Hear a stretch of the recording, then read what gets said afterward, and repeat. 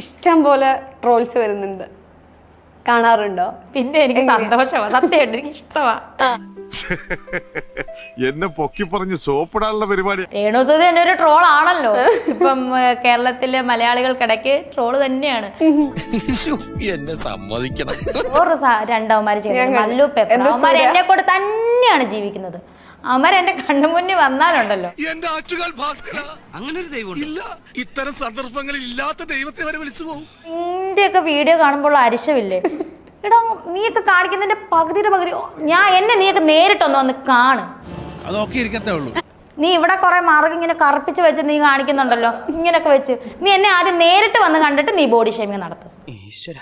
നിനക്ക് അമ്മ പെങ്ങന്മാരൊന്നും ഇല്ലടാ? അത് ഞാൻ ചോദിച്ചു. ഞാൻ ആ വീഡിയോ ഒന്ന് കാണിച്ചു തരാം.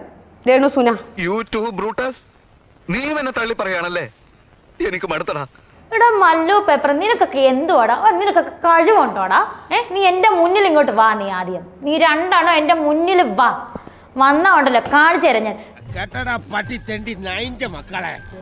എന്നെ കൊണ്ട് തന്നെ ജീവിക്കുക. ഈ വീഡിയോ അല്ല, ഇപ്പൊ ഞാൻ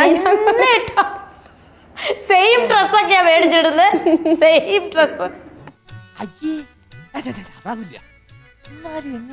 അവര് ശരിക്കും ഇനിയിപ്പോ എവിടെന്നെങ്കിലും വഴിയിലൊക്കെ വെച്ച് കാണുകയെന്ന് വിചാരിക്കുക നിങ്ങള്.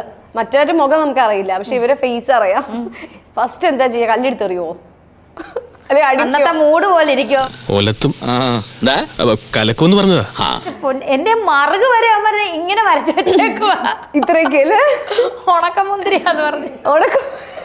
എനിക്കിതൊക്കെ ഒരു ത്രില്ലായിട്ടാ തോന്നുന്നത്.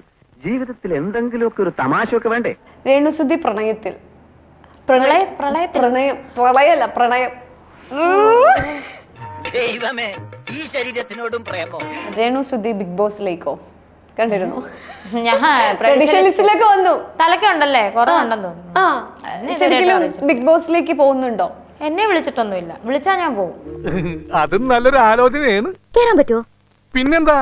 അപ്പൊ ആ ബോഡി ഷെയ്മിങ്ങിനൊക്കെ ചേച്ചി എങ്ങനെയാ പ്രതികരിക്കുന്നത്? അത് മാത്രം എന്തോ എന്നെ ഇവരെന്തോ ഉദ്ദേശിക്കുന്നത് എനിക്കറിയത്തില്ല. എലി, പല്ലി, പാറ്റ ഇല്ലത്. അയ്യോ ഒരെണ്ണം ഇട്ട് കൊടുത്തു. ഇനി അടുത്ത പാറ്റാന്ന് വരും. അതൊന്നും ആരും അറിയാൻ പാടില്ല. ആരും അറിയില്ല മല്ലയ്യ.